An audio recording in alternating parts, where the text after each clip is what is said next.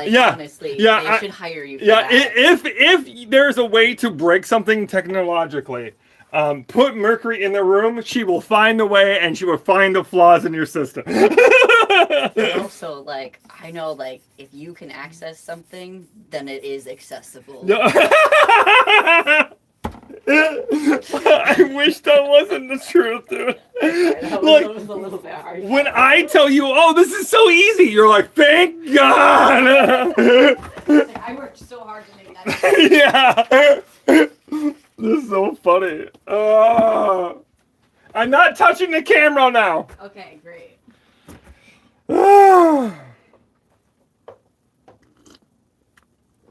We're back. We are back. Sticker would be pretty with a purple background like your hair, someone said. Okay, I can see that.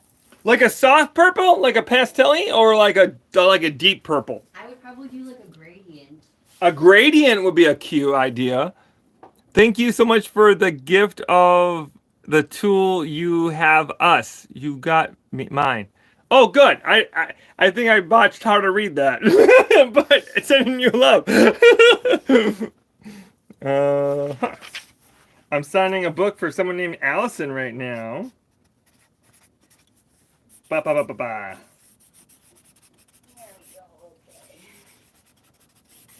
Okay, what do we got? Mercury, thank you. Oh, wait, I just read that one. How to winterize a doghouse. Oh, how to winterize a doghouse. Okay. So if you want to put any type of heat in your doghouse, right? Like a lot of people nowadays like to put like a little heat pad or a little anything that's like to just bring a little bit of heat in there. You need to have proper ventilation if you do that. If you don't, A, it's way more of a fire hazard. B, moisture. You don't want moisture with your pupper. So make sure you still put ventilation. If you're really going to have like a heated doggy house, you know. Another way to do it too is if you're using, I mean, it's basically the same components that we're doing with indoor stuff, right? But think about everything in an exterior way, right? We want exterior caulking. If you want to do something with the floor, like if you want to make sure the floor, like the dog isn't just sitting on concrete or just sitting on a piece of wood, that's when I would get like, dimpled a membrane of some kind that can actually have airflow go through it, and then maybe put a little bit of subfloor on that, and then maybe a little bit of flooring, maybe even a little bit of foam underneath all of it, like that density foam that you would put in a basement. Oh, I have more books for you. you have more books. Go ahead. I don't want to spill the coffee on the books. That would be, yes. I know. Sad. Putting me next to the coffee and the books, that's a choice I made. That's honestly keeping me on my toes. So that's another route that I would go. Trying to think what else. Yeah, they probably make doggy doors that are like winter, right? I don't know. I don't have a dog. They make doggy doors that are winter doors, right? I haven't had a house and a dog at the same time. I deserve that answer. Just wanted to say thank you for making me smile. Sending much love from Oregon. Thank you so much. I love you so much. Because of you, I was able to fix my AC unit myself and saved hundreds. Oh, way to go! Thank you to so much for being you. That's wonderful. Love to hear it. I save you money. It's like, save big money at Menards, Only Midwest people? Okay, cool.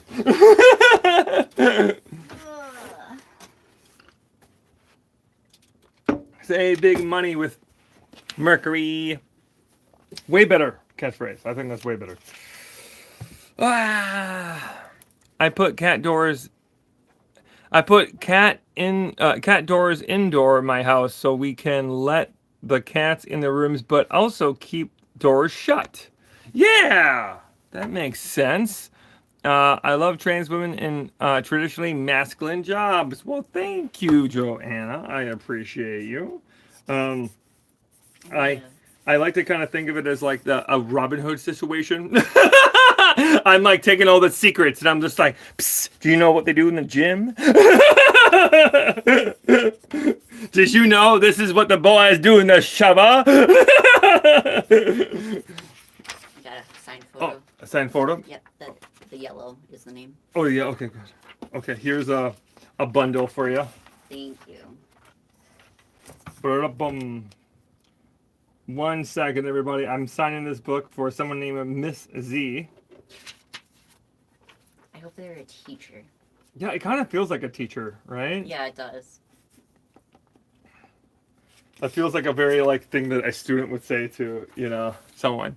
Hi, Mercury Stardust. Been your sub for years on both Facebook and YouTube. Wow, you're on Facebook. Way to go. Right? People do. This is wild. There was one time this is way before my YouTube started blowing up, when we were on book tour in San Francisco on the first leg of the tour. Right, that my book had just come out. We were walking on the San Francisco Bridge. Oh, yeah, that's Do you remember that? Yeah. It was the first time anyone recognized me from YouTube. And they're like, right. "Oh, are you from YouTube?" And I went, "No, yes, huh." On the Golden State Bridge. It was wild. I the rest of the walk of this Golden State Bridge. I'm like, I may fall off this bridge, but I feel good.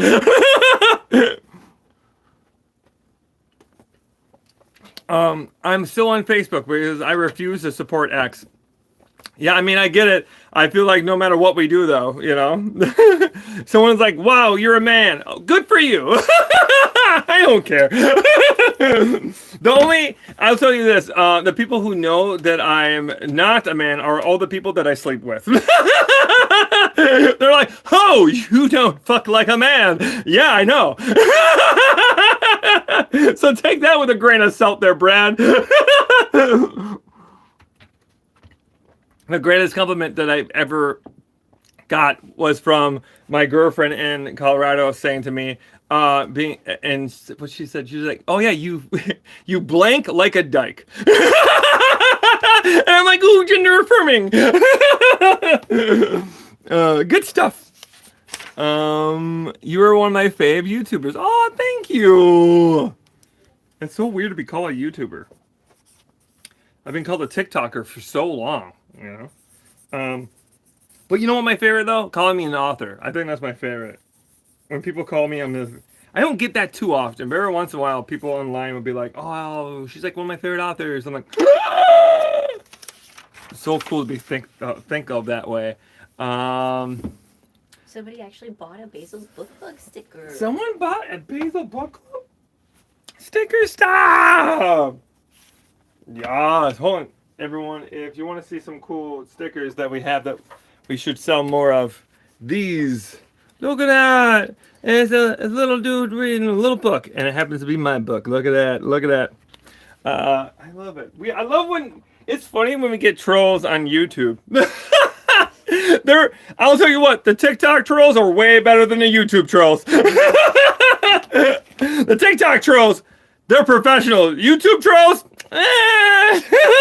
you guys are bad at your job. Okay, what we got here? Sarah says, "I've been a homeowner since 2017.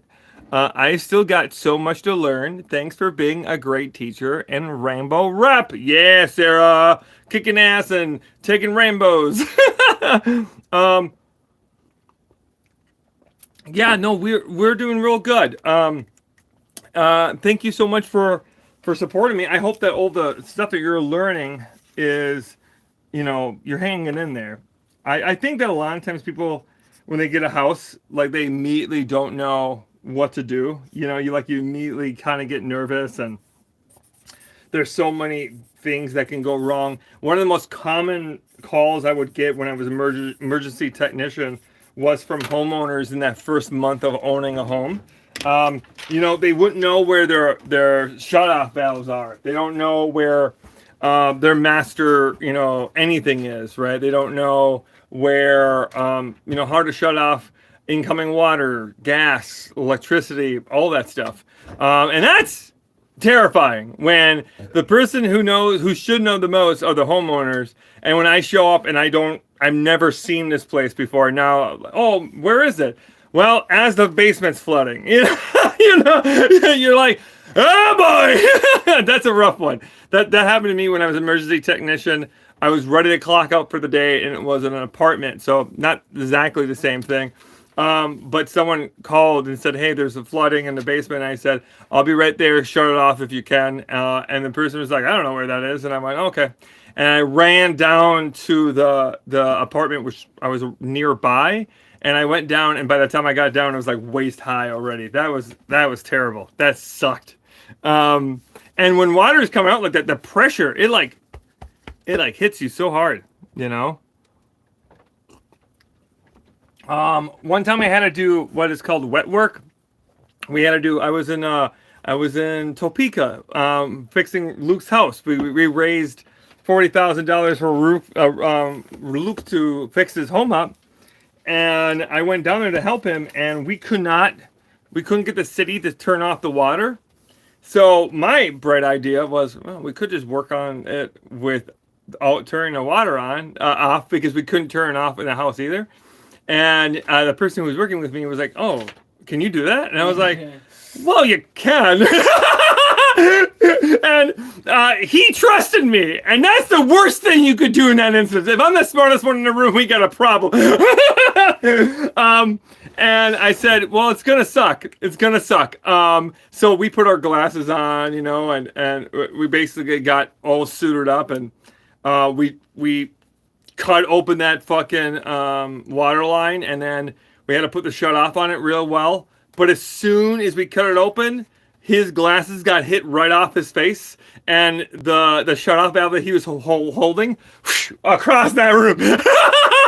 as water's just shooting at us, and you could hear him in the video. In the video, he's like, "What do I do? What do I do?" And you just hear me go, "You're fine. Breathe. It was pretty funny. It was pretty good. Was I a plumber? No, I was a general contractor, maintenance technician, and around those lines. I was a catch-all of everything. I was a painting apprentice for a while, and etc. like that. So that was the route that I was in for a hot minute. Thank you for all you do. I have learned so much from you. Being visible is so important right now. Yes, it is. It is very important right now. I don't know why I got that voice for some reason. Yes. I instantly turn into a Muppet whenever I'm given an opportunity. Oh, we got 2 books here. We got Stacy. We're going to sign this book for Stacy. Right now, if you want to buy a book from me on my website, I will sign the book in front of you online. Never done that before. We could do that. Yeah, so if you want to, if you want me to see me sign your book, go to our website right now, the link in my bio, and for the next, let's just say 10, 20 minutes, because I don't want to be here all day doing that, we will sign the book in front of you, and we can talk as I'm signing your book. Like it's a book signing. That'd be really fun. So yeah, we'll be able to do that right meow. If you want to. It's a great way to support me. Here are 2s. Do I just put them right here? Yeah. Okay, got it. I always get confused when there's more than one. Webster website, mercurystardust.com. The link is in my bio too. What do you think of live music raves? I mean, I like them. I didn't really ever go to a whole lot of live music. Just never really did. My first concert I ever went to was a Tim McGraw concert, right? Tim McGraw, Reba McEntire? Or was it Reba McEntire? Yeah, no, I definitely, I'm of a certain generation. You know what concert I do remember very vividly? A Good Charlotte concert. I went to a Good Charlotte concert in 2004, and it was awful. The Lifestyle of the Rich and Famous. Do you remember that? Lifestyle of the Rich and Famous. I was 15. Give me a break, dude. What else? I went to a boy.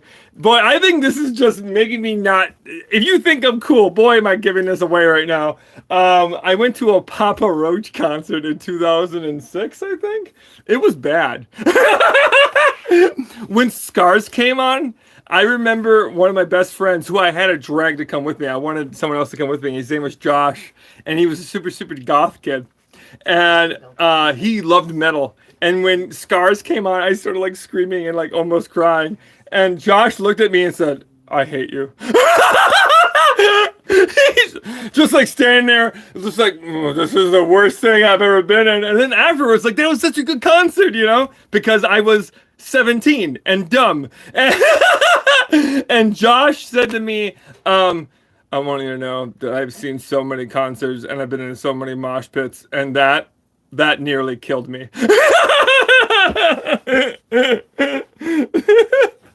So, as far as like, how do I feel about concerts? Good, but my taste, if I'm going to the concert, you already know that musician, way past being cool. By the time that music gets to me, it's not cool anymore. So, take that as like a bridgeometer. I don't know if Papa Roach was ever cool though. Not gonna lie. I know, right? Not really. Papa Roach is pretty bad. Papa Roach had Skindred open for it though. I don't know if you remember that band. Skindred was really good. Oh I no! forgot this was broken. Oh yeah. Oh shit! Do we have another one of these? Somewhere, I'm sure. I think we have. I have one at home right now, but I think we have 4. Would you be willing to give renting advice at this time? Yeah. Hate to make you work if you don't. Aw, that's so jazzy. That's so sweet of you to ask. Yeah. If you ask me, I will try to answer it. The only thing is that there's so many questions I might not see it. So if you want to make sure I see it, super chat, even like $1. It doesn't matter what amount you give me. I will make sure that I answer whatever super chat is. So that's a good way to get a hold of me. Also, if I don't answer your question during this live, you can always go to my pop call, and I answer questions through my pop call, which is a direct line to me, and then I can get back to you. So pop call is like a real version of the handyman hotline. Thank you, Kimmy Sheep, for blocking people. I appreciate you. Oh, we got $1 from Heidi and Bella. Oh, thank you so much. Bella, the service pup. We love service pups. I gotta tell you, every time I saw a working dog on the book tour, I was always like, yeah, I love dogs in the trades. I love seeing working dogs. Can you sign my book live? I just placed an order. Yeah, we'll sign your book live. I'll get it printed. Yeah. Basil will get a print. Basil's working on something else right now, but we will absolutely make sure that we sign all the books live right now that are coming in right now in the next 5 to 10 minutes. This is Discord. Oh, you're in Discord? Yeah. Nice. Jazzy says, "Hello. Yes, I have a question around my bathroom toilet. Okay. It seems to be growing mold in the cracks. Okay. It scares me endlessly. Okay. I keep cleaning it and have no success of getting rid of it." Okay, Jazzy, I got some follow-up questions for you. So where are the cracks? Where are the cracks? Like, are there actually like cracks in the porcelain? Or when you say cracks, like you mean crevices? Is mold growing around the crevices? Also, mold should not be growing on porous stuff, right? When that happens, something else is going on, right? So where do I get the book? The book is on my website, or bookshop.org, or Barnes & Noble, Amazon, wherever you get books. In the bowl, there's crack. Oh, okay. Well, that toilet is probably on its way out. Okay, so what can you do in short-term land? Boy, So this is always a rough one. When we're talking about this stuff, there's always a point where the best advice I can give you is to replace it. Okay? That's the best advice I can give you. But the reality is a lot of times you can't. And I never want to be in that place where I'm not giving you any options. Okay, so here are some other options that you could do. Oh wait, my landlord is acting like it's no biggie. Ugh, really? Man, your landlord's kind of a dipshit. Sorry. That's like one of those problems where, like, if that problem starts happening, that's going to get worse and that could lead to a really big problem. So acting like it's not a big deal is the most, like, that's such a short-sighted way to do that. Okay. Okay, anyways, so this is the hot take I will have. They have, there is a product called Fix It All, or Fix All. I forgot the name of the brand, but they make a plumber caulk now that is pretty good, pretty solid. Now, if you are having an issue where those cracks are getting worse and there's molds growing through there, there's a lot going on. It means it's probably growing with inside the S-trap, and there's a lot going on, right? Because your toilet is operating like this, right? If you look at the side of your toilet, there's something called an S-trap. And that S-trap is essentially how you are able to not smell shit in your home all the time, because that it prevents air from, like, that stinky air from getting up, but also it prevents overflowing. Like, you have like little pockets of water that prevents it from all that pressure shooting right up, right? If it was straight down, you could have like, whew, you could have like a water system, a water sprinkler right in your bathroom. I'll get to that super chat in 1 second. So you're going to want to do something for a short term. And as far as like how to kill the mold and stuff in there, I mean, you could use maybe a closeted auger wouldn't be a bad idea. No, a closeted auger is not an auger that's gay that hasn't come out yet. A closeted auger refers to an auger that's like in a big sleeve that you pull up, and then it has like a retractable snake. The snake is only like maybe like this big. It's not very big. It's the size of the standard size of an S-trap. And the reason why I'm saying that is because there's probably something inside the S-trap that's growing. And there's probably something inside the S-trap that is growing off of the mold, right? So I would say put that down in there and just like try to make sure that you get as much out as possible. You know what I mean? And then I would probably also... I don't know. I mean, I'm not a big fan of this product, but Green Gobbler is one of those ones that in this instance would work really well. You know, you just make sure that you don't have a septic tank, but if you're in an apartment, you're probably not going to worry about that. But it's not in the tank. No, I'm not saying that it's in the tank. I'm saying that it's... So, Jazzy, is the crack in the bowl right where the S-trap is, like right above where the S-trap is, because that's where it is. It goes down that way. Okay, Jazzy, does that make sense, Jazzy? Yeah, I'm not saying it's in the bowl. I'm not saying it's in the tank, rather, sorry. You think it's where the water's coming from? It's all in the bowl. Yeah, so it's all in the bowl. That means it's probably coming from the actual S-trap itself, okay? It's probably not coming from the tank then, because your tank's up here, goes into your bowl, right? And then it flushes down through the S-trap and then goes down, right? Are those cracks right in that spot where the S-trap is, or is it on the sides of the bowl? The opening where the water enters. Yeah, I mean, that it could be all that. There could be some mold growing up in there too. You could take all the water out in that case and take maybe a scrub brush and put a scrub brush in there and try to make sure you knock as much as it out.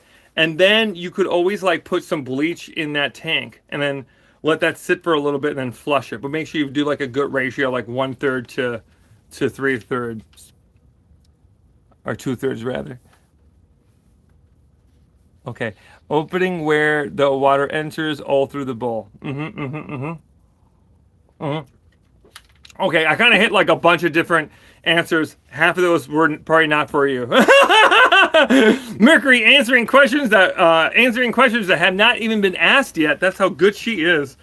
Yeah, so they look good. Give that a try. And that would be where I would start there. The scrub brush, but if there's cracks though, if there's cracks forming, that's also a bad sign though. I would definitely look into toilet safe caulking. There's not a whole lot of options out there though. That's going to be a great temporary solution. There's some stuff out there that might be an option. When Basil comes back, I'll have Basil pop on and we'll sign some of those live books that people bought. Basil was working on something else and I didn't want to bug him. I just printed them for you. They were right there. Right behind me or right to the... I put them underneath. Okay. So it was like the last 3. Oh, cool. You're the best around. Okay, cool. So we got Jared,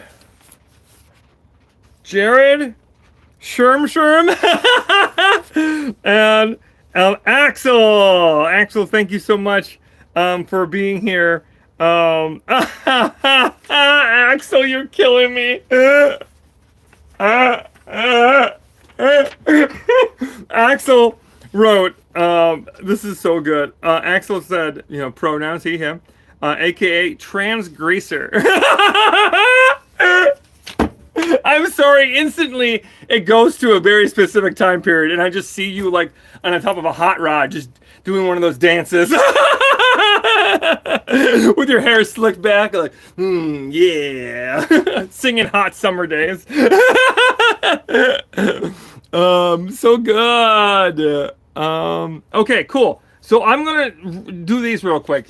So big thank you to Jared who just bought my book right now. Thank you to Jared for buying a book.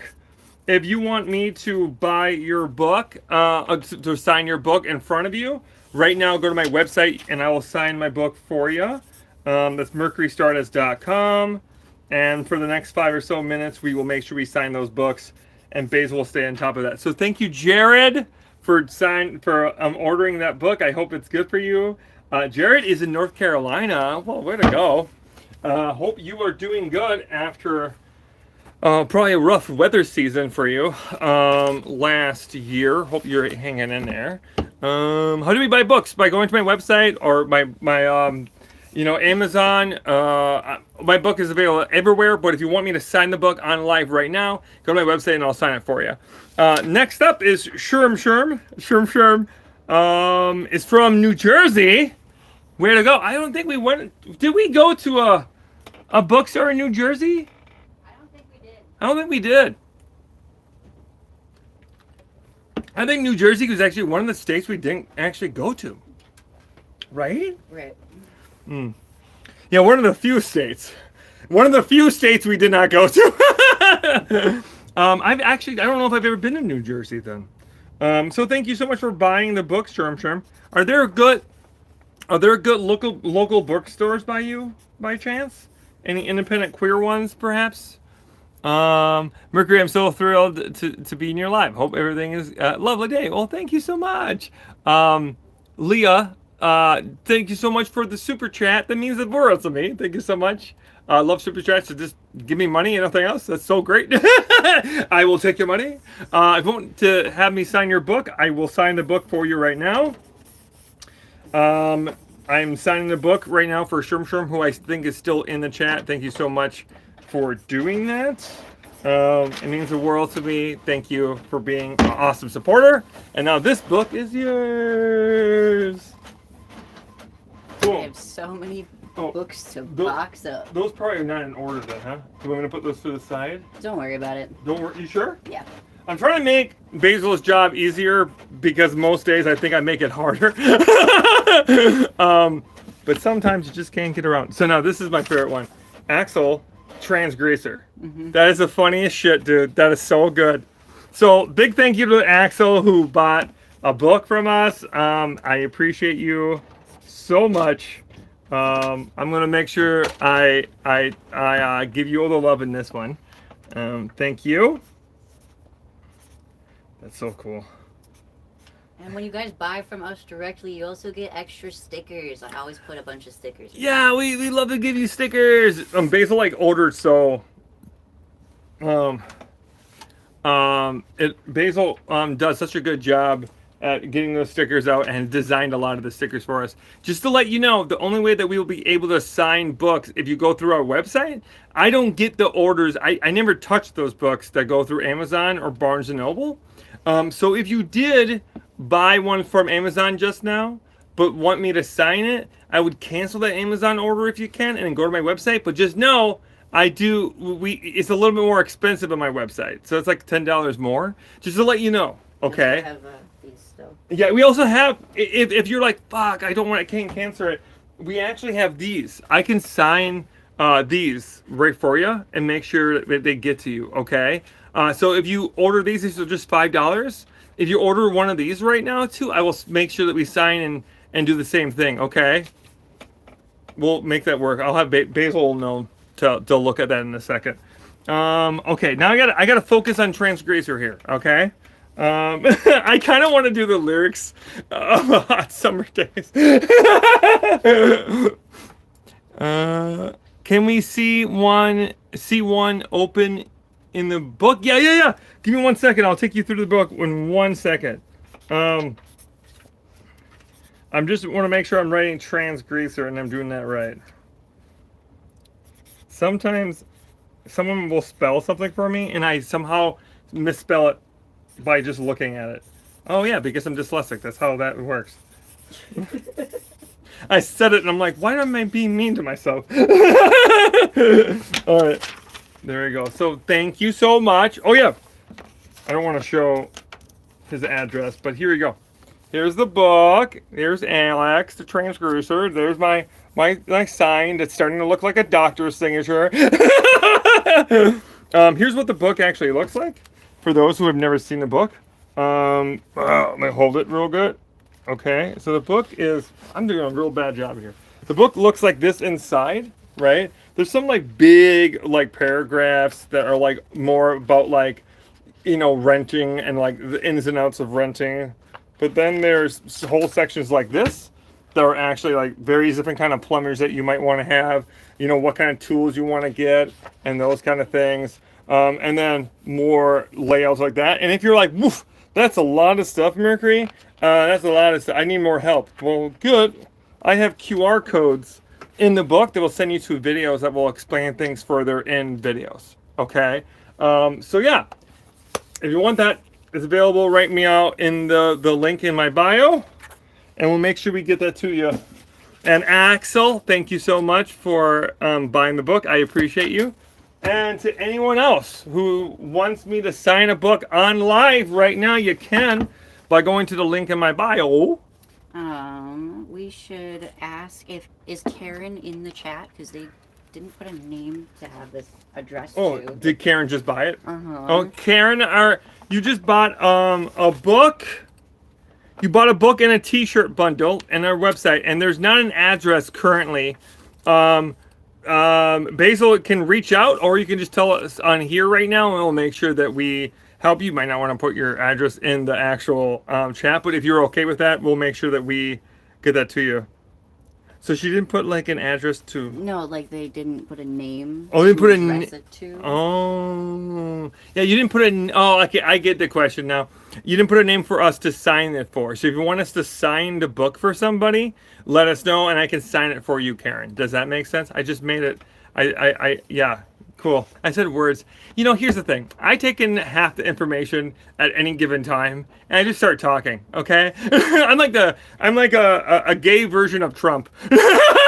Just information goes out, and I'm like, just start talking before I have any formed thoughts.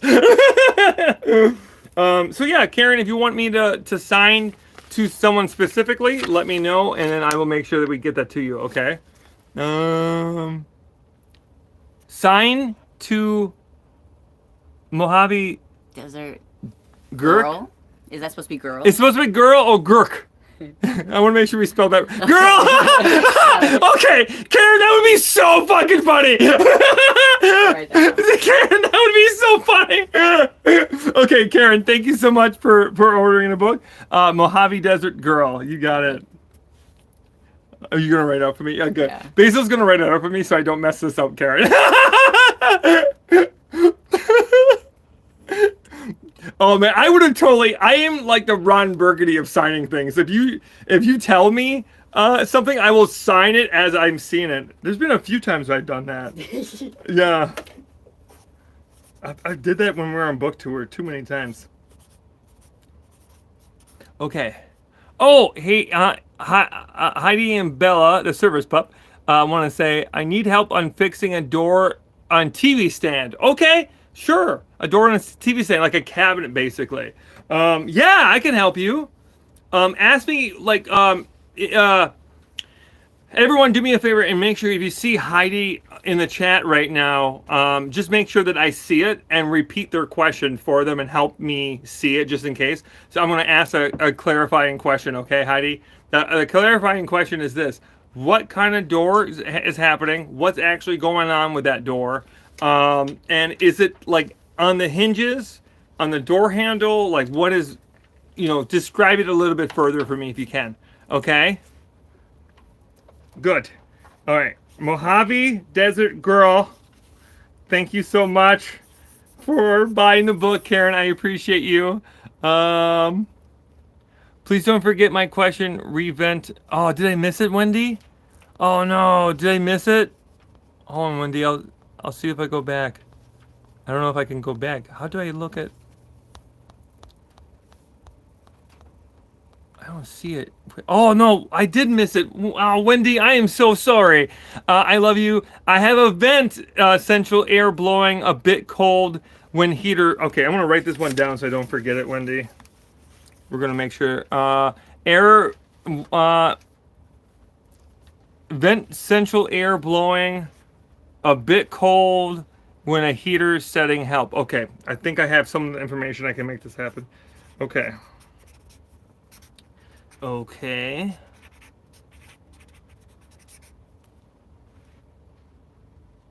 Okay, cool. So Wendy, this is your furnace? Is this what you're talking about? Your furnace is blowing colder air? Is that what's happening?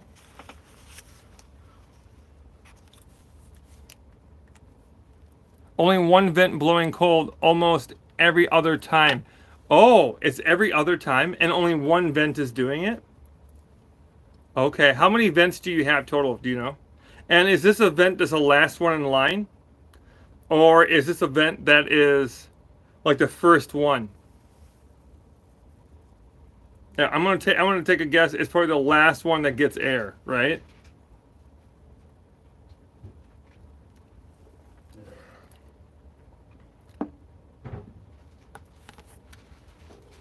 Sorry, I'm just. Good question. I don't know. Wendy, I love that honesty. Good question. I don't know. Okay, so chances are it's the last one. But you said it's every other time, right? So there's a few things that could be going on there. Boy, I'm not this great on HVACs, but I can kind of tell you, or furnaces rather. I can kind of tell you the basic structure and how these furnaces work, and maybe together we can kind of point you in the right direction. So you have an inline and an outline, right? The inline is where the air comes through everything. It goes through something called an inducer blower, and then it goes through, like a pressure switch. The pressure switch. And the gas valve will somehow, if you have a gas furnace that is, will then meet at some point. That will then go up into your chamber where your niter is, and then everything will like light up, heat up that air, and then blow it up into the outline, right? Now, there's a few things that could happen, right? Like if there isn't enough oomph. When furnaces start going dead, when they're on the last legs, right? Sometimes they don't blow as hard, right? Or there's a leak somewhere too. There could be a crack somewhere that could be releasing the air where it shouldn't be.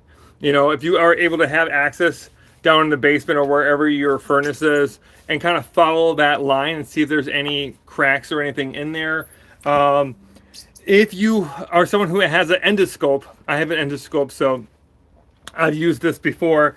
But what I will do is I will put an endoscope in there. Mine goes 30 feet, I think, or I had one that went 30 feet. And I would just go down there and see inside of the ducting if there's actually any cracks or anything. And then they have duct tape. They have actual ducking tape that you will be able to put on there and cover it up. Now, if there is more problems, right? Like there could be a disconnect happening at some point. There could be a blockage. Sometimes things get lodged in there. If it's every other time, though, the every other time thing to me would suggest that there is something going on with the furnace and the furnace is not having the same punch it used to. So is there like a quick switch to that? I mean, you could go turn off the furnace and then kind of like check everything and like clean things out and make sure the inducer blower is clear, and maybe blow on your pressure switch and blow on the tubes and stuff like that. And make sure everything's clear and there's nothing blocking it, because any little blockage can reduce the amount of punch it has. But the thing is, if you're not someone who feels that comfortable working on that, you shouldn't touch it. Furnaces are just very touchy things. There's a lot of components to it. So if you're not 100% sure, I wouldn't mess with it. So I would stay away from it if you're not really confident, Wendy. But then that's where I would go. An HVAC specialist would probably be able to answer a little bit more further for you.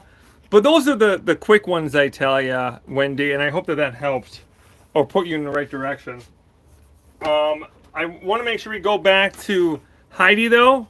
Did Heidi ever follow up on stuff, everybody? I'm going to look back.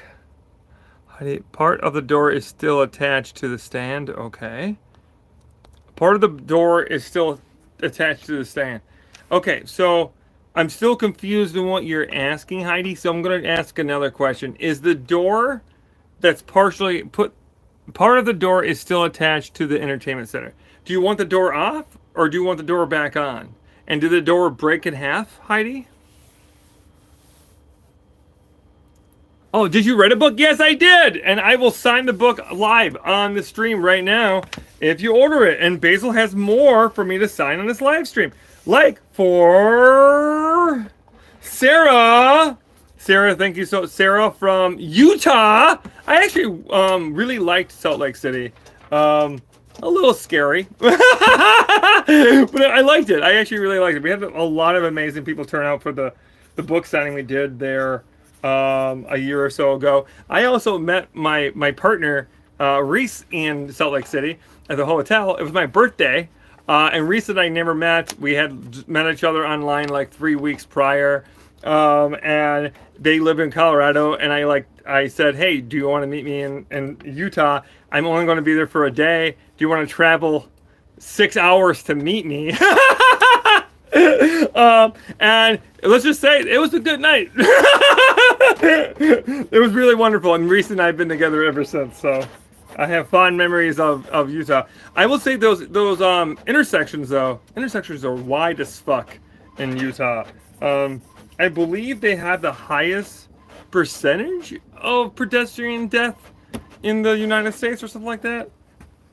Because like there's the intersections are so wide. Very wild. Okay, cool. So thank you, Sarah. Oh, here we go, Sarah.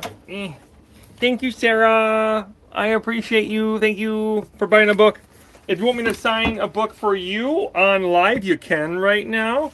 I will make sure that we do it. We have already signed 5 of these. This was a good idea that we kind of stumbled upon.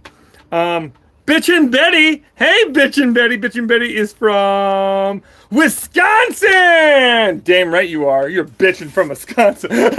I mean, I'm always bitching from Wisconsin. I'm bitching every time I open my door. It's so fucking cold here. Yes, it came completely off. Okay, Heidi, I got you. Okay, so I guess the next question here might be are the holes in the actual entertainment center, are they just so wide and like grinded out essentially, where they're not holding any of the screws anymore? Because if that's the case, you can actually fill those holes up either with toothpicks, a golf tee, a dowel. Dowel. Dowel. There we go. I see, if I hear it, I can say it.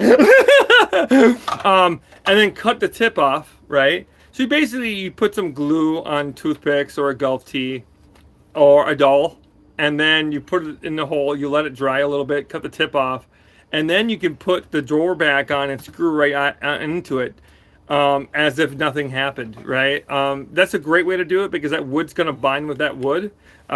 Toothpicks are the weakest options, Toothpicks, matches are a weak option, but you can do it. The only reason I say that they're a little bit of a weaker option is because they're like hollow wood. They're not like super solid. Golf tees are really good, and dowels are really good. Dowels are really good because they're that solid wood. They're not hollow or thin or anything like that. That's usually the best options. But toothpicks work fine.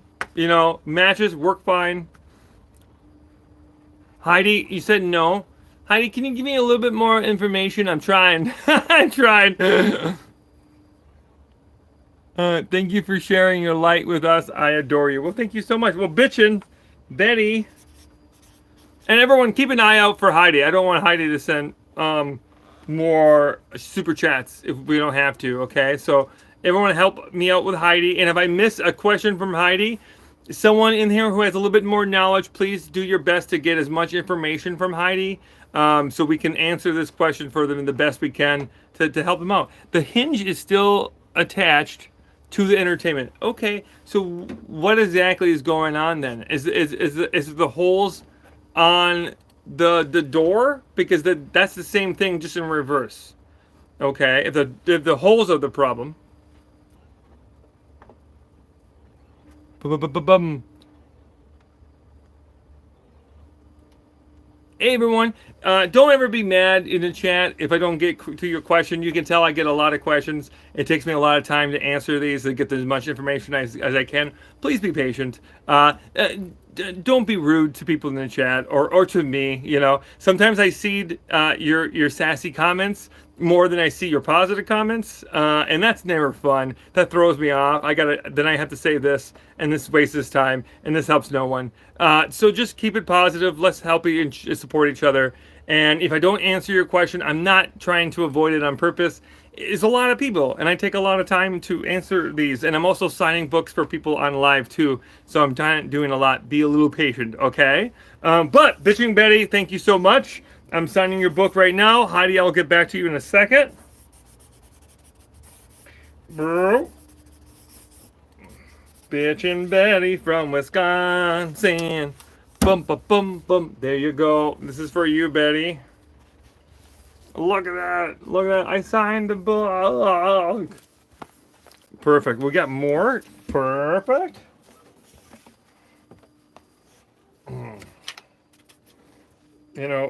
Every week we have like a little goal in my mind. I put like how much money I want to make that week. We're doing pretty good on Monday. Heidi, what you got here? No wood is completely broken from the door. No, wood is completely broken from the door. Oh, so the door is basically okay. Is that what we're saying? Ben, I mean, do you have all the pieces together? Like, are all the pieces still there, or are some of the chunks gone? Because you could put it back together, if you have, a clamp or something and some wood glue, you can put that stuff back together, or even brace it if you want to. I always think that, like, if you're not someone who has like a super duper a lot of knowledge with this stuff, one of the best ways that you can do is still try to salvage whatever broke. You know what I mean? Even if it doesn't look that good, salvaging it is almost always better than trying to build new, right? Sometimes you can find replacement doors for these entertainment centers, but if the entertainment center is old and stuff, it's probably going to be hard to find a replacement door. So I think that then what you're going to want to do is put together that door as best you can. If you can put like a thin piece of like wood on one side and a thin piece of wood on another side and just screw it together, and then wood glue where that door is. Hey, if it works, but that's one way to do it. Another way to do it is trying to glue those pieces together. And if you don't have a clamp, get a bunch of heavy books and try to make sure that you like pressured those wood those pieces together, the tighter that you make it, the stronger that bind is. Okay, if you have clamps, now is a great time to clamp it like 2 or 3 times along wherever it's broken. If it's broken in half, that's actually great. That's a really easy one to fix. If it's broken like severed and it's like a weird like angle, that can be much harder to break. But if it's like almost like it's split in half, well, that's fine because that's how they put together that wood. The wood kind of splits anyway, so that's more natural. Okay. Oh, a transgreaser said I made their day. That's awesome. Okay. Now I'm gonna go back to signing real quick. We got a book from Madame McGurry. Did I say it right? McGuire. Madame McGuire, thank you so much for buying the book.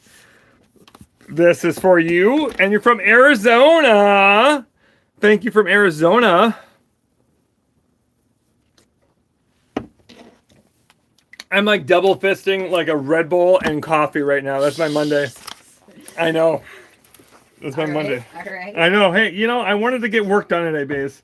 Okay. All right. Fantastic. I love that for you. And I fixed the sub pump today, and it was working better. But I will tell you what, it was gross. And as soon as I opened it, I was like, why did I just not call maintenance? As soon as I opened it, you know. But I'm always of the mindset where it's going to take me 20 minutes. It took me 40, but it wasn't too bad, you know. It's been a while since we did a clog video, right? Yeah. That's true. I've got one for you. Do you? Yeah. Is it at home? Yeah. How bad, dude? We can't take our shower at full pressure without the tub filling up. Oh no. Yeah. That's pretty bad. Yeah. That's gonna make a great video. I mentioned it. I don't want free labor. Just it might be a really good video. I mean, I can go over there today. Do I have? Do I have the? I think I might have an auger or two here that could do it. I've got a big one at my house. But I don't. We could shoot this horizontally and have it for YouTube. We've been wanting to do that for a long time. And then we could do a short one on the how to clean when we're done. Do you have a plunger? Yeah. Okay. Have you tried plunging it yet or no? I think that Gretchen has tried. Okay. It. Yeah. But if it's that bad, if it's like, and does it immediately start to? Okay. So like, the water takes forever to go down. Yeah. Yeah. Oh, this is gonna be great. Sometimes after like we've done dishes, if you're standing in the kitchen, you can like hear like the sink like periodically, just like. Oh really? Yeah. Oh yeah. There's definitely something going on. Yeah. Yeah, and even your house is old enough too that you know that those iron, you know, those cast iron pipes will have burrs inside them. And that will catch on stuff, but also like I know your landlord situation. Mm-hmm. No one's cleaned those pipes in years. No. And you when you're a landlord, my opinion is that every time that there's a new tenant that comes in, you should always clean the pipes every single time. It makes so much sense to, but so few technicians are told to. It's not on our list of things that we should do. So yeah, blinds are always on that list. You know, fixing holes and stuff like that is on our list. Flooring will be on the list, but a lot of times we're never told to just, you know, preventively clean out the drains. But I would always do that if I'm a technician, to make sure you're ready to go. Also, thank you so much, Madam McGuire. I appreciate you. You should do it once a year or every 6 months as preventive. I think that you can say once a year. I mean, people are going to disagree with this. I do think, though, that if you're a DIY or a hobbyist, I wouldn't recommend doing it a ton. Just because, you know, if you're not sure what you're doing and you're not really comfortable using a 25-foot, you know, snake. You can get it stuck in places. You can cause harm sometimes. So just to throw it out there, that I like to tell people to use an 8-foot auger. That is, it's called the Cobra Skinny Drain Cleaner. It's only an 1/8 inch thick wire. It's not that thick. You really can't get it stuck. It's a great place to start. If you're doing that once, you know, every couple of years, maybe you're fine. If you're in an older house, yeah, I mean every 6 months wouldn't be a bad idea either. But I think you can get away with doing it once a year, even every 2 years. I think you're fine. Um, if you're someone who's like, I really can't, I can't snake it. I'm a little too afraid to do that. Preventively, that's when Drano and stuff is okay. Like preventative stuff is good. Like using Drano ahead of a clog. I don't really like Drano products. I really like 100% lye products, especially in sinks and bathroom sinks and showers, because the 100% lye, that lye will actually eat away at the hair and loosen those up way better than Drano will. Drano is really good at grime. It's not that great on hair. People argue with me all the time. It's just not. I mean, I can understand leaving it in a cup for like an hour and then it eats away at it. Yeah, but you shouldn't leave Drano in your pipe longer than 20 minutes, right? Especially if you got cast iron. So I like to use 100% lye products. Specifically, Thrift is my favorite one. And doing that preventively, that's always good. Doing that every couple of months even is fine, I had a tenant that was having a lot of issues. And I would snake their flipping drain what it felt like every week. And I would find something, all the time. And sometimes people share stuff with various neighbors and stuff. Is not always the person. But for whatever reason, we just could not really clear this out. So I said, hey, every Monday for like a couple weeks, just pour down this Drano that I'm giving you, and doing that preventively. And it worked. With me coming once or twice and then using Drano, it solved the problem, cleared it out, didn't have any problems for like the rest of the time I'm living there. So, sometimes it's a little bit of a shared process with a technician and the tenant. A technician shouldn't tell you how to live your life, though. I will say that. A technician shouldn't like walk up and be like, "Wow, you should stop using that hair product." I do know technicians who've said those things, but I think that's a little goofy. That isn't how things work. Oh, we got another one that I should probably say. We got, is that Julie? Mm-hmm. Okay, thank you, Julie. Oh, I think that they meant this to be. I think that they did that on purpose. Do you? Because the name up here is. Okay, there is someone by the name of Julie, and on the name request is Jueli. And in the shipping, it's not that. It's spelled differently. I just wanted to check to make sure. Is it? Do you want me to spell it Jueli, or do you want me to spell it? It's supposed to be spelled weird. Oh, okay. See? Okay. Yeah. Okay. I just wanted to make sure. I didn't want to do it wrong, I would have felt terrible. But thank you, Julie. Julia laughed. They're like, supposed to spell weird in the name request. Thanks for checking. Thank you for hanging in there with me. Boom. It's just so important for me to get the names right when we do this. Something that we do a lot. We started doing a lot. I don't remember the origin story of me doing that, the pen thing. Do you know what I'm talking about? I feel like it was. Well, where did we start doing that? Did we start doing that in? Where was that? It was on the first leg. Was it really? I think so. I remember. I can picture it. I don't remember what city it is. I'm gonna tell you a really cool story that we've done a few times. Ann Arbor? Was it Ann Arbor? I don't think so. I mean, I pushed those people through Ann Arbor. I don't know if I had time to do that. Okay, so I'm going to tell you a really cool story in a second. But here's a wonderful for Julie. There's you go. This is how Julie wanted me to spell it. Don't yell at me. So thank you, Julie. I appreciate that it's going to be coming at you. But I wanted to tell you this story real quick because this is one of my favorites. We got another one. We got two more? Oh, cool. Wendy, thank you, Wendy. Wendy H. from California. Wonderful. I hope that you are safe in California. I don't know exactly where this Woodland. I don't know exactly where that is, but I hope that you are safe in California right now, and hanging in there. So sending you all the love, Wendy. Thank you so much. But sometimes people who come through the lines of my book tours will be people who don't know their name, don't know their name yet.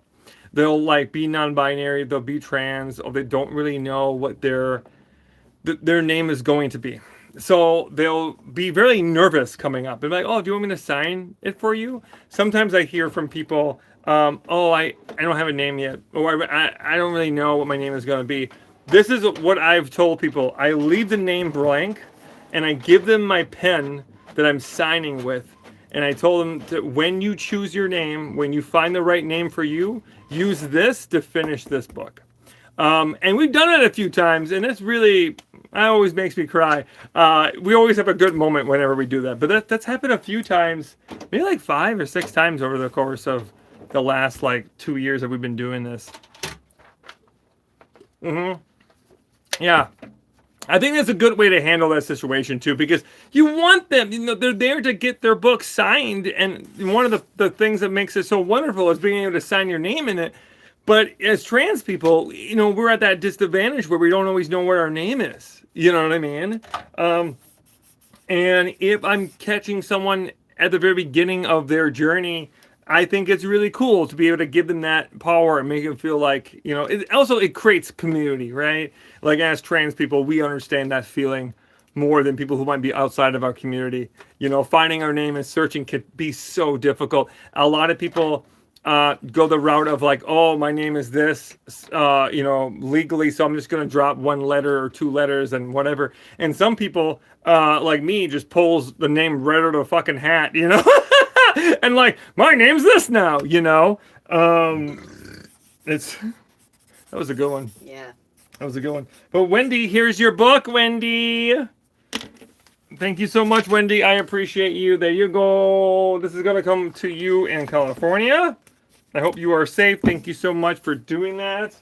Somebody ordered one of these stickers, so I had to print a whole sheet real quick. Thank you for ordering this. We had to print a whole new sheet just for that. It says "Worth It." We have a whole "Worth It" line on my website. We have "Worth It" hats. You may see me wear my "Worth It" hat a lot. I really do love to wear those. I'm gonna need more books in a second. Oh yeah. Oh shit! I wasn't paying attention. No, you're good. Sunita, is that how to say that? Sunita, right? Yeah. Yeah, Sunita, thank you so much. So this is for Sunita. Who's in Florida? Okay, good for you. I'm sorry. Can you tell that Florida's one of the places where I just get so... We went down there and we did Florida for the book tour, but it was uncomfy. Yeah, to say it least. It was uncomfy. Yeah, it was uncomfy. We were in Tampa, and you see there's a sign on one of the bathroom doors in Tampa that was a very threatening sign. Oh, sorry. Oh, you're good, dude. I'm just earthquake. You're worth the time it takes to readjust the camera. Oh, look at that. Thank you to Sunita. Well, yeah, no, the sign on the door was not great. South Florida. Okay, so is South Florida better? I don't know. I'm not from Florida. Isn't Jacksonville in the South? I don't think so. What city is towards the South? Miami. Is Miami towards the South? Is that like the tip? Oh, okay. This Tampa is like in the middle, right? Kinda, yeah. Everyone, thank you for coming to Trans Geography. Thank you so much. Mercury Stardust, trying to figure out where cities are. Should we try naming all the states again? Oh my god. Oh my god, that video is so painful. Before we started the book tour, we tried to find all the states on the map. They didn't go well for me. Sunita, thank you so much. There's your book. Stay in school, kids, is what I'm trying to say. Okay. This is the next one. Oh, the tower's starting to get too big. Okay, hi Chris. Thank you so much for ordering a book for me, Chris. You are in Washington State. Thank you so much. Thank you, Chris. You can also have me sign a book for you right now by going to the link in my bio, and I will sign a book for you if you order through my website. If you just want a book from me, you can. Anywhere you buy books, you can get that. But I'm signing books right now for folks on live. If you're buying it the next 5 minutes or so, we'll try to keep this going. So thank you, Chris. There's your book. Thank you so much. Thank you for dealing with my doctor-style autograph at this point. Okay, there we go. Thank you, Chris. Okay, we're gonna let Basil. Look at this. Look at that. Shit, dude. That's fucking insane. We just hit 1,500 books sold on our website, which is really cool. We've sold I think we're close now to 80,000 books total sold, but we have sold 1,500 on our website. One thing that we think about constantly is how smart it would have been to do autographs here at our studio on our website during the book tour when we were selling 80,000 books. That would have been so smart. We didn't do that. We should have did that. But anyways. Okay. So Flora? Flora. Hey Flora, thank you so much for buying a book. Flora is from Minnesota. Thank you so much, neighbor. I'm sorry, I'm trying to do a bunch of things at once and I'm not answering questions in the chat. I'm so sorry. Oh yeah, my hair dye, I get it done professionally from someone. I don't know what kind of dye we use. What is it? Pravana. I hope that Basil knows that fucking question, knows that answer instead of me. Okay, if you have any other questions, you can ask me. If you want me to see your comments, please super chat me, and I'll make sure I answer it. Thank you, Flora, for buying a book. Do you ship to Germany? We do, right? Yes. If we ship all around the world, it just will cost a little more. That's the thing. And if things change cost-wise and it becomes a problem, we'll have to reassess. But right now, yes, we are. Yeah, right now we're doing it, but depending on how the world is, it can be quite expensive. So we are shipping to Germany. We had someone come all the way from Germany to Asheville, North Carolina for their birthday to meet me. That was fucking rad. That was so cool. Anyways, so thank you, Flora. There's your book, Flora. Thank you.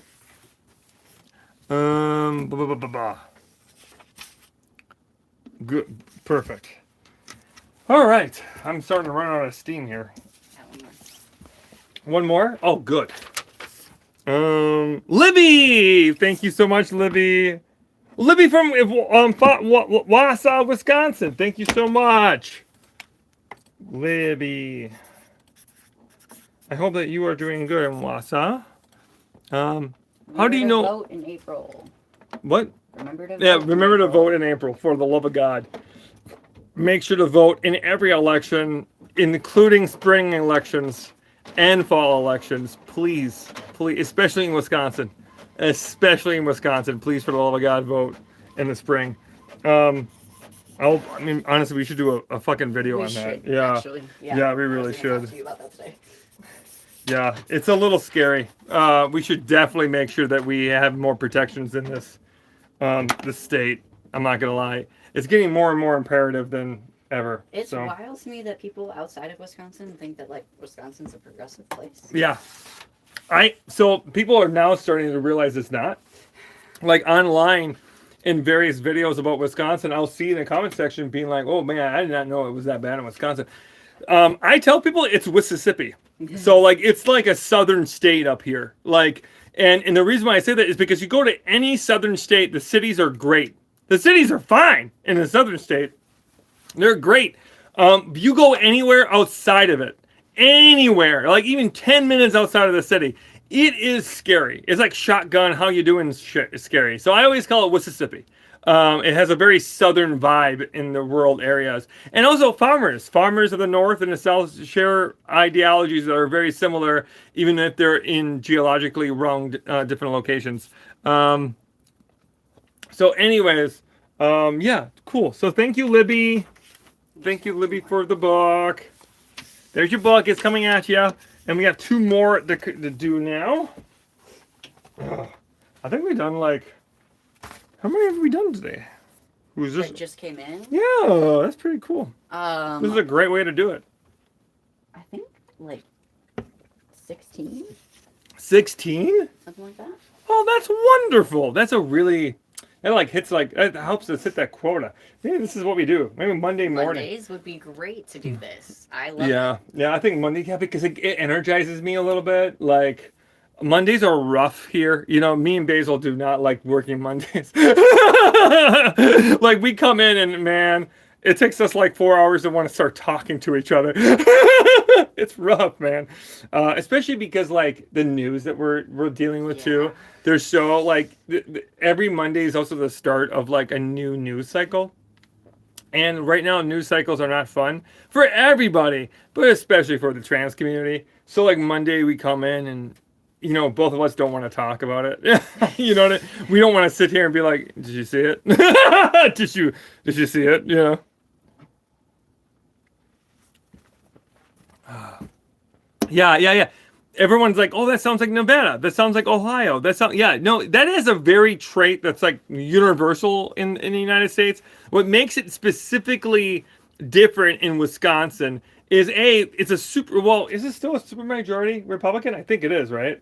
Or is it just one away? I think that we're like right on the borderline now. Wisconsin is like extremely Republican. Like, at one point, we were like one person away from being a super majority, which means they could basically do whatever the fuck they wanted. Our Supreme Court at one point was very Republican. At another point, right around the same time period, we had Scott Walker, who was very much a Republican governor. So it was not great here for a hot minute. But now it's you know, it's a new struggle. And we're hanging in there. Okay. Anyways, enough of that shit. But I think Mondays would be a fun way to start the week. Deb Bobby McGee. I love it. That's a great name. Deb Bobby McGee. I love it. From New Mexico. Thank you so much. I appreciate you, Deb. I hope that you are having a good Monday, that you are laughing a little bit and hanging in there. With attitudes, at least. I don't know what it's reference to, but I'm sure that it is a bit like that in rural areas in New Zealand. Oh yeah. I bet you the rural areas kind of breed that mentality in general. I wouldn't be, I wouldn't be shocked if that was the case around the world. I think that, like, is a sad fact that the less diversity and the less interactions that you have with different perspectives, the more narrow mindset that I think you might have, and the more conservative mindset you might have. The more, to me, I don't know. I don't know if there's any conservatives here, but to me, a conservative mindset is rooted in, like, what you believe the world is. Like, a conservative mindset, to me, is very much like, this is how the world works. This is what the world looks like. This is what the truths are. Here are the facts. And I think that's very conservative of people. And people who are more progressive, I think that often look at the world in more of a lens of, we don't know what it is yet. And there's a lot of different people in the world. And because we were constantly meeting people in the various cities and stuff, then I think that you're going to have more interactions with people, you know. Completely wrong about conservatives. Okay, cool. So you tell me what you think a conservative is, and we can talk about that too. Because often I feel like when conservatives and I have had these conversations, they've been wrong from my perspective. And you can tell me how you view it. But I think conservatives often miss the point that when they vote, they often vote not thinking about others. And fundamentally, people who vote Republican are often thinking about things in the sense of, like, I don't want to give my money away. I don't want it to go to this. I want it to be this way. I don't want to worry about someone else. I want to worry about me. And the democratic sense is like, how can we worry about each other in various different ways? Not saying that's better. Not saying that's better. We're not Democrats here. We're not Republicans here. Me and Basil do not really like the Democrats as a whole party. So, boom. But anyways, that's kind of what my take is. So, John, if you're still here, feel free to argue with me. I'm open to it. Cool. But Deb, Bobby McGee, thank you so much. This book is for you.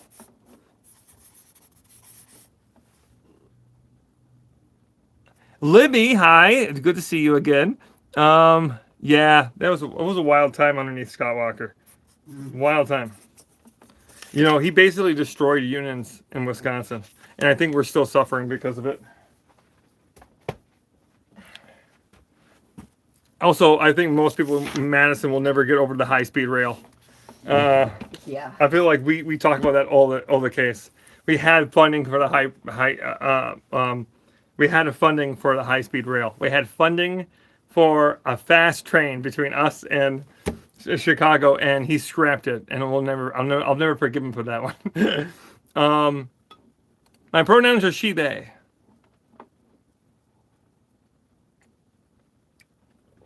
Okay, the next person we got the book for is Ricky. Thank you so much, Ricky.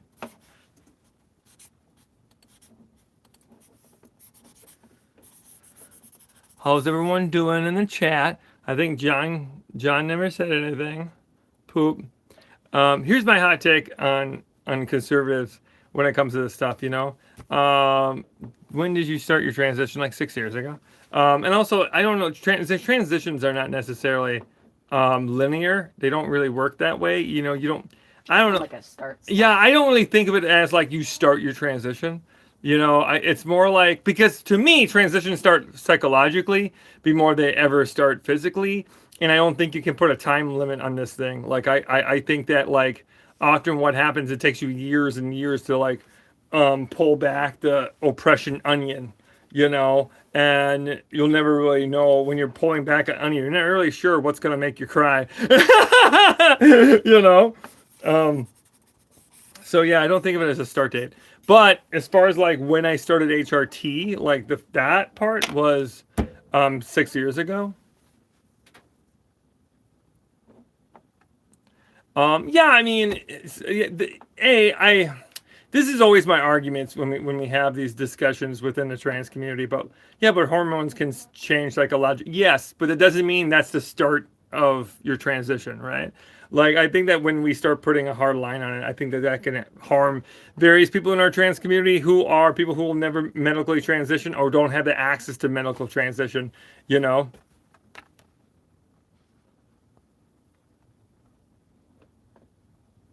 I used to be in a band called Oppression Onion. I always think of Danny all the time.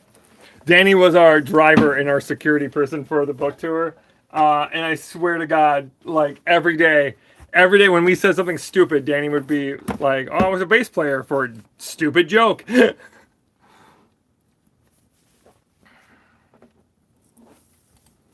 I live in the lesbian capital of the world. Lots of trans people here. Scary times. What's the lesbian capital of the world? What is considered the lesbian capital of the world? I don't even know. I want to know. I want to know. Tell me. Northampton, Massachusetts. Really? Really? Someone Google that. And if you Google it and the first, oh shit, fucker. If the first thing you see is not like a lesbian with like a lesbian manicure, you're done.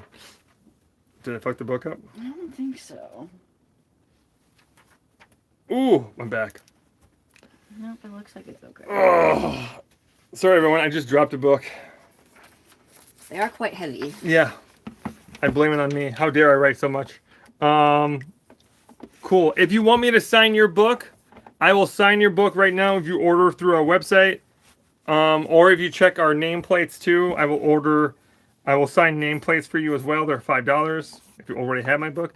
But if you want to get my book right now, Safe and Sound, a renter's friendly guide to home repair, you can by going to my website. and ordering it through my website, and then I'll sign it for you on live. Or you can order Amazon, Barnes and Noble. My favorite is bookshop.org. They'll source an indie bookstore close to you, and I always think that's a wonderful way to support independent bookstores. And would you like to do that? Perfect. So yeah.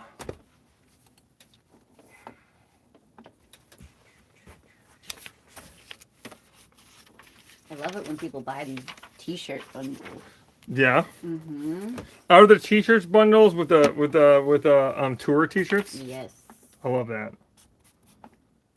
Get rid of them. I would love to see a sea of our t-shirts in the audience of a speaking gig sometime. That'd be cool. That would be really cool. You can tell she got tired. I think that I'm going to jump off the live in a little bit, but I want to make sure we sign all the books for you. So I'm going to say right now, for the next 5 minutes, and only 5 minutes, if you want to get a book and have me sign on live, let's do it right now because I'm going to jump off live. But the next time I'm on live, we'll do this again if Basil's around. I won't be doing this without Basil because I ain't looking at the fucking computer and hoping I get that right. And then trying to be on live at the same time. But we'll be on live tomorrow too because our podcast, our season 2 of our podcast comes out tomorrow. We're super excited about that. The Handyman hotline is coming back. I've been editing those. I got episode 2 done. Amazing. And we can I can have you set it up today. It's already on the drive, by the way. Okay, great. And then I need to start 3. I'm taking way too long on them. I think I gotta start putting a time limit. Yeah. And stop being such a nitpicker.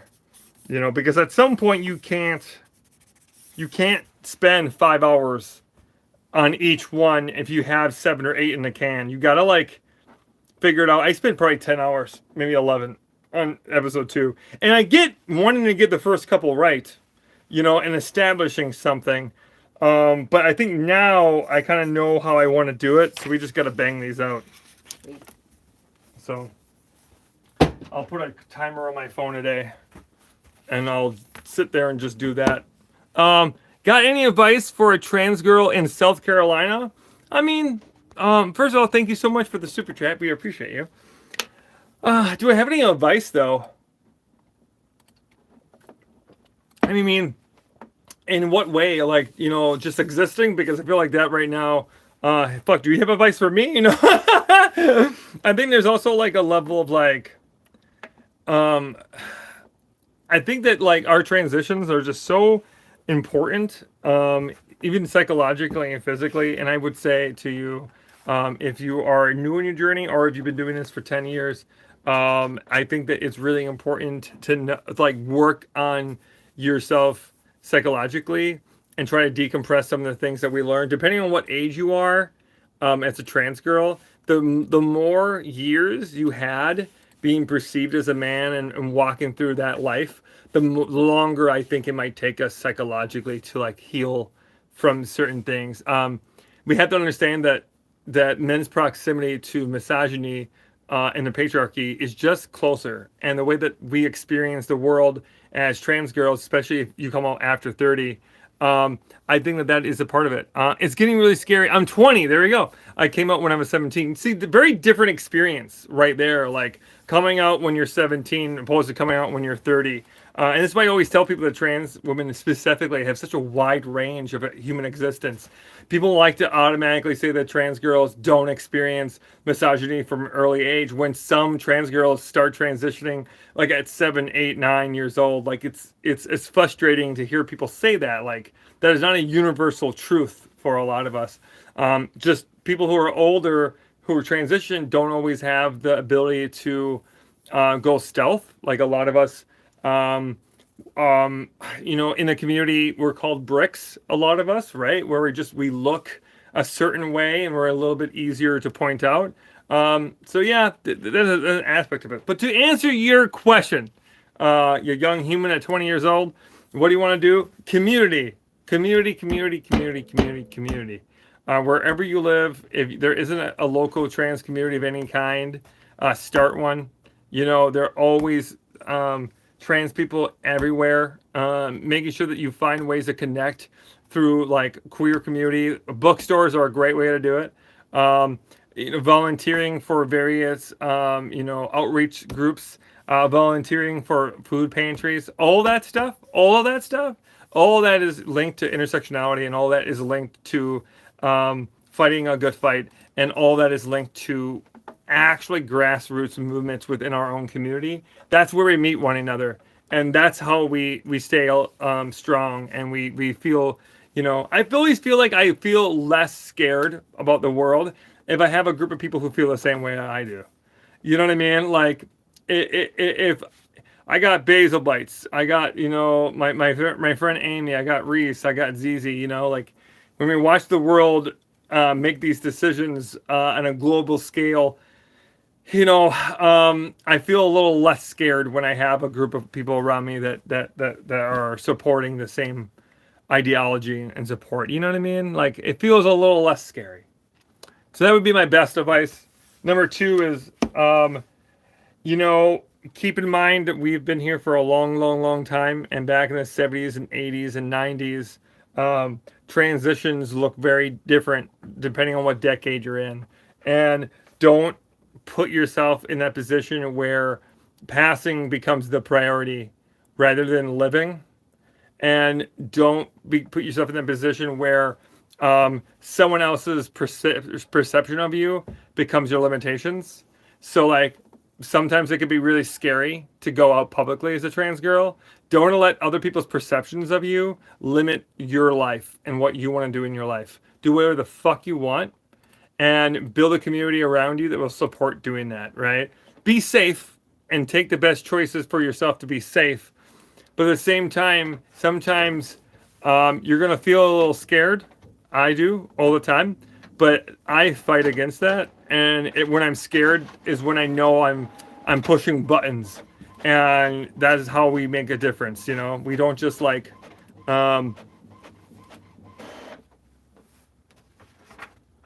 don't just like push ourselves into a box and just stay there. You know what I mean? Yeah. And here's the thing. I will say this. If you're someone who's on the fence, I get this a lot. I don't know if I think I sent these to Reese and not you. I got a series. But yeah, I've been just I get YouTube messed up on my phone all the time now. Who's ever on the top of my single is who I message, right? But anyways, so I get a lot of messages and comments on YouTube that are much more like I don't like the transes, but I like you kind of comments. I get a lot of like you're the good kind kind of comments. I get a lot of them here because my proximity to, of being to people who might not understand the trans community as much. I teach DIY home repair, which means that people who are not looking for trans communication might find me, right? Which means they're being introduced to various different ideas and skills from a trans person. And that means that sometimes I get comments that are a little bit insensitive. But at the same time, I really like that I can be that person for people, right? So if you're someone who is like on that fence and you like me a lot and you really appreciate the things I have to say, but you don't like the trans people, I just want to let you know that like this is what the vast majority of trans people are. The vast majority of trans people are just human beings who don't always talk about being trans. This is a misconception that all we do is talk about being trans. No, because trans educators are the ones that are putting themselves in front of the line. People who are like literally telling people what it is like to be trans are the ones that are often being attacked and being showcased in right and wing media. There's tons of trans people like me who are also showcasing various different aspects of human life. Her showcasing a whole bunch of different things, from people who are construction workers, people who are cookers, people who are writing, various books and stuff. Like, there's tons of people in different fields who happen to be trans sharing their stories. Oh, because you don't see it does not mean you don't exist, right? and understand that often trans people in online don't get a chance to get to you because of the way that algorithms work. People just automatically see us and sometimes swipe. I'm one of the lucky ones that doesn't have that happen, right? I've been able to cut through that ether. So keep that in mind. Also, I think it's always important to understand this, right? I think conservatives often like to think about it as a sense of like, I want to be able to make decisions for me, not the government. The government shouldn't have decisions in my life. I would agree. I don't think the government should have decisions in my life either. And I think that you can disagree, whatever you think I am. You can call me a man. I do not care. But when you start legislating and start making laws specifically telling another person what they cannot and not do related to their identity, then you have a problem. Then you're opening up floodgates that should not be opened up in a legal sense, right? Like if you're saying trans people should not do this and this is a law now, that is automatically an infringement on human rights, right? Like I think it's really important. Like when you say people shouldn't do this, okay, cool, then everyone should not do that. But when you limit it to identity, right, that's where the problem is, right? So that would be what I'm saying. You don't have to agree with me on everything, but I would hope that you understand that when you are specifically pointing out a group of people that you don't even personally know, then that itself should be an infringement on human rights, and that should make you have flags go up in your head, okay? That'd be what I would say. Oh, shit, fucker! Oh, no! Wow. Thank God that did not hit the book, but I did, in fact, spill my Red Bull. If you get a paper towel, let me know. It's a puddle on the floor. Okay. I am now it looks like I made a little lake. As she goes back to drink her Red Bull.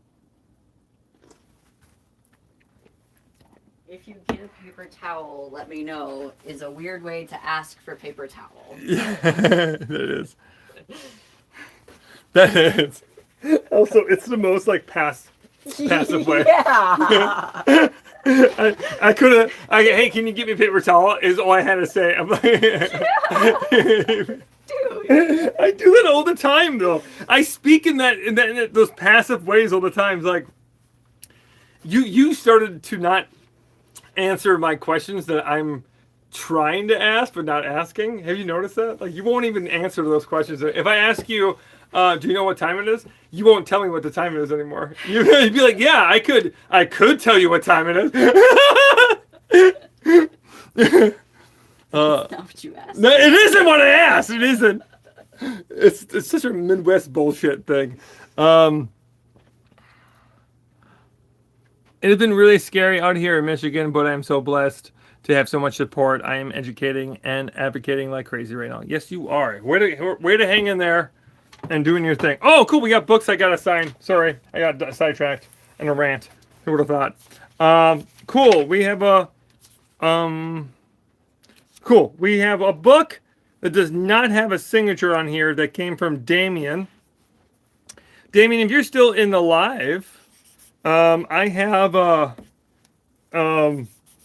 book here that I'm signing for you that does not have anyone you want me to sign it to. So if you're there anywhere, you want me to sign it to somebody, let me know. If you want me to put your name, let me know. My day is going really good. Any advice on walking on a tiled roof? I've never really had to walk on a tiled roof. I've only worked in shingle roofs. So I couldn't really give you advice on that. I don't like to speak on experiences I don't really have a whole lot of experience on. So can't really help you there, though. I will say this, though. Tying off is always a good place to start. And it always depends on what kind of slope you have in your house, too. Okay, non-personalized. You got it. Thank you so much. So here's the book you got. Yeah, thank you so much. I appreciate you. There's a book. And we got another one. We got a nameplate here for Julian. We got this nameplate for Julian. Perfect. And we're going to check one last time. Anyone else who wants me to sign a book? I think we're good. Okay, cool. We are going to close that now because I'm going to jump off live here in a second. Julian, there is your nameplate. Thank you so much. I appreciate you. And one last one. Wonderful. Thank you, everyone, for watching the live, hanging out with me, and buying books. I think we almost sold like almost 20 books, maybe? I think 18. 18? That's really cool. That's really cool. I love that. I think isn't it our goal to sell 50 a week or something like that? Yeah, I think about that. Yeah. Yeah. Our goal is to sell 50 a week and to sell 20 on a Monday. That's pretty good. You know, we just hit 50 we just hit 1,500 books on our website in a lifetime. So that's great. That's really cool. We have sold 80,000 of those books nationwide or worldwide, which is also really cool. And make sure that if you're not subscribed to me, subscribe to me. Make sure that you know that the podcast comes out tomorrow, the Handyman Hotline. I am on every single platform as Mercury Stardust, Instagram, Blue Sky, TikTok, and etc. And if you are someone who wants to ask me a handy question, you can ask me a hand question on our pop call, which you can like leave a video message and I can call you back. And I think that's about it. If you want to be a Substacker, if you want exclusive videos from me and basically to get to see me shitpost all day, Substack is a great way to do it. Substack supports us and the work we do here. And it's just a fun time. I really love. If you want more of this, but in like a more like very directional way, I think Substack's a good way. I like message our chat like 10 times this weekend. And I was just shitposting. I was just talking crap the whole weekend. It was pretty fun. At one point, I went to Culver's. I don't know if you saw that video. That was so funny. Someone recognized me in the drive-thru at Culver's, and whenever I get recognized in the drive-thru of any restaurant, my food gets messed up or something goes wrong every time because people get so nervous when they see me. Which is very like sweet, and then it's always like I'm like, oh, what do they fuck up, you know? So in the video that I'm making, being like, oh yeah, you know, I got recognized while being number 62 at fucking Culver's. The person came up behind my car and popped their head in and said, I messed up, and took the number, and I was actually number 50. It was really cute, very very cute. So yeah, you get things like that. And you get to see all the cat posters I make. I'm making so many cat posters. So, yeah. Anyways, I'll see you all later. Have a good day. Follow me on Substack if you don't. And become a paid subscriber if you want to support what we do. Until next time, remember, you're worth the time it takes to learn a new skill. And happy fixing. Bye, everybody.